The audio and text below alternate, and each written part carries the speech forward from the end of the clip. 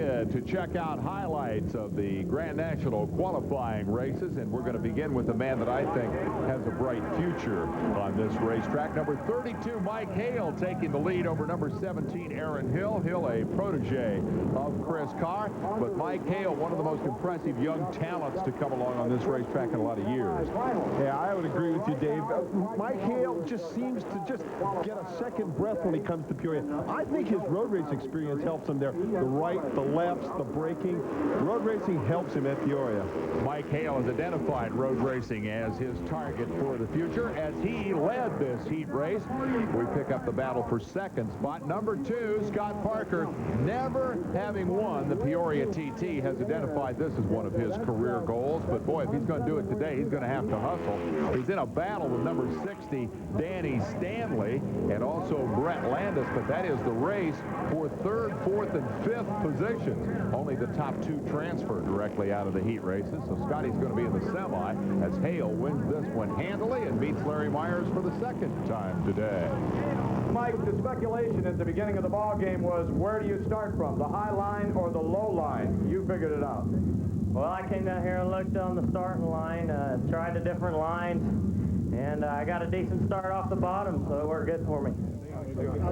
Where to start at Peoria is always a big issue. We'll talk more about that later on. Hill and Hale are going to the main event. Stanley, Landis, and Parker will ride the semifinal. As we continue our heat race rundown, we get the opportunity to tell you Ronnie Jones' life story because he was all alone out front in this one on a different motorcycle. He's on the Laurel Lake Rotax, and quite frankly, he's performing very, very well on it. Normally, he rides a Honda. He opted for the Rotax. He thinks it has a little bit more speed, and he's just dominating this heat race. Boy, he ran away with this one, just clobbered him. Hadn't won a national since 1991. Might this be the day? Running out there all by yourself, there's no opportunity to try new lines. Does it get kind of boring? Well, not really. I tell you, I'd rather be out there in front. It's a lot better to be bored out in front than it is to be bored out in back. Good luck to you, the main event. Thank you. Ronnie Jones. I'm going to give Ronnie an award for a great answer to an average question. Ronnie Jones wins it over Donnie Estep, who also runs well here at Peoria. We emphasize the fact that this track is very different from anything else that they run on all year, and sometimes we see new faces and new names. Case in point, number 94 is Jeff Annan out of Everett, Washington.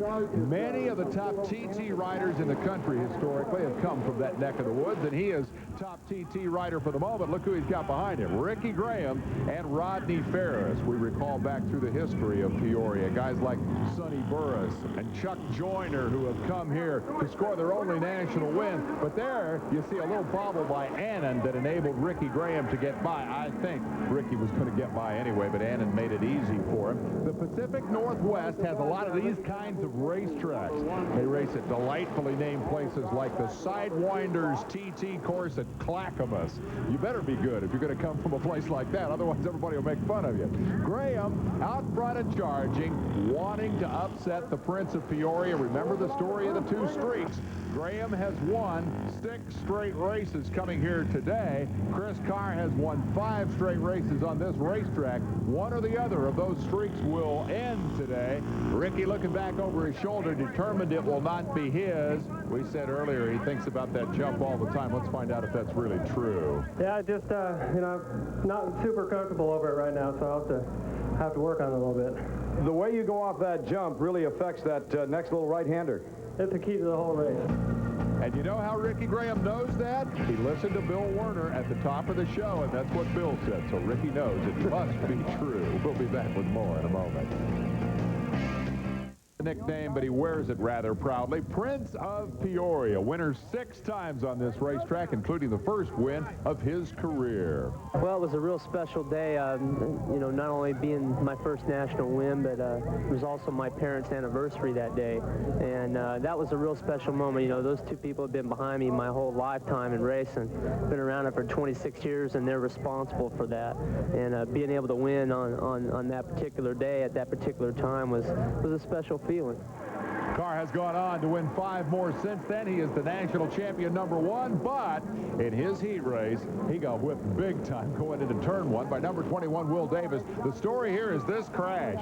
Kevin Atherton off and up and over his motorcycle goes number 80, Rich King, 59, Willie McCoy. Also involved 3 men down, and that brought out the red flag. This is a tough racetrack. All 3 riders okay. As we take another look at it, I think Kevin got hit. Yeah, Kevin is just a little bit on the outside of the group. Mickey Fay slips underneath him. I think he got his leg hit by Mickey, and boy, Rich King's up over the top. Willie McCoy's got nowhere to go. Boy, there's just a mess when that happened. Well, there was another mess when they attempted to restart this race. A couple of guys jumped, got sent to the penalty line, and the upshot is number 13, Mickey Fay, who triggered this whole thing, getting the front row all to himself. 21, Will Davis tried to come from the penalty line and pass the whole field in turn 1. Chris Carr was stuck back in that 3-wide traffic jam, so the Prince had a little catching up to do. Watch number 27, Dave Camlin, running second. Apparently something wrong with his motorcycle. He looks down and says, "Come on, Hoss." Gets over off the groove and out of the way, and that allows Davis to squirt through and take over that runner-up spot. And so we turn our attention to Mickey Fay. Mickey, another of those Pacific Northwest riders. He's right at home at Castle Rock, Washington, where this National Series will return later this year. That's the racetrack that was buried when Mount St. Helens, the volcano, blew up. Here comes Carr under 21, Will Davis. Boy, Chris knows how to pass people at this place, and that's hard to do. It's very hard to do, especially where he passed him. He passed him over the jump, and that's a tricky area. He's just very confident at this race course. Will, on the other hand, is the exact opposite. He's a bit tentative here and would be first to admit that. He got hurt here in that 1990 crash that Bill showed you early in the show. Fay, the leader, Carr second. Here's an update on Kevin Atherton. Kevin, what happened over there on that crash? To tell you the truth, I don't know. I got a real good start, probably the best start I ever got here at Peoria, and a couple of us just got tangled up. I ended up on the ground. I'm glad the cameraman pushed in so we didn't have to look at that scuffed-up shoulder anymore, man. It hurts looking at road rash. This became a pretty good battle. Chris Carr closing up to Mickey Fay's rear wheel. Fay is one of those guys who can show up once or twice a year and just be a jackrabbit, and that's always impressed me. He's been a traditionally great starter, but he can also finish a race, too. He's just a good, well-rounded racer, especially on the TT. He keeps his skills sharp back home. It's not that he only races once or twice a year. He just does 1 or 2 nationals a year. Look at this. Carr trying the outside. Actually, I don't think he was trying the outside. I think he made a mistake. Speaking of which, that's Eric Graybeal. Watch the little high-stepping moves in. I believe I better get out of the way. Meanwhile, up front, Carr keeping the pressure on. He overshot turn 1 the last time by, and now loses the front down here in 3 and 4. What's going on with the Prince? That's very unusual for him. He's very smooth in that corner normally, and he just lost it a little bit, lit it up. The yellow flag is for Graybeal. He is off the track and out of the way and unhurt, but the drama continues here. Every time Chris Carr can get close enough to make some sort of an attack on Mickey Fay, he makes the mistake that costs him the opportunity.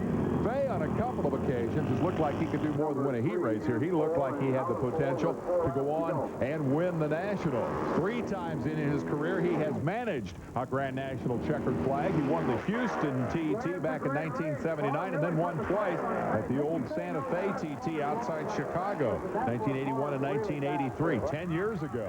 And he's still one of the tough guys in the business. But now Carr seems to be gathering it up and reeling him in once again. He's there to put the pressure on Fay. What Mickey's got to do now is stay cool. Yeah, he's got to stay to the inside, and if Chris is going to beat him, he should make him beat him over the jump or make him run around the outside of him. And I'd say Mickey's doing that pretty well. He has not opened the door once. I guarantee if he does, Carr will shoot through in a heartbeat. Over the jump. Ooh, Fay slips a little bit wide. Carr's going to try the outside. What a pass. What a pass and what a guy to make it over. Fay's a tough customer, and Carr got him through the right-hander. Yeah, that's a tough place to pass because you're setting up for a left-hander right afterward. If you overshoot that, you just lose big time. Is that a high gamble move, a high-risk move to shove it in there like that? Yeah, it's a high-risk move, but he had no other choice.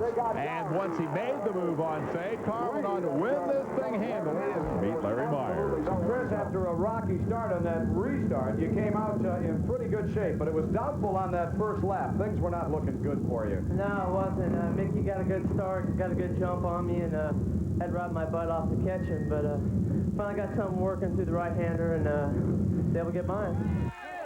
The Prince of Peoria adds another heat race victory to his resume on this track.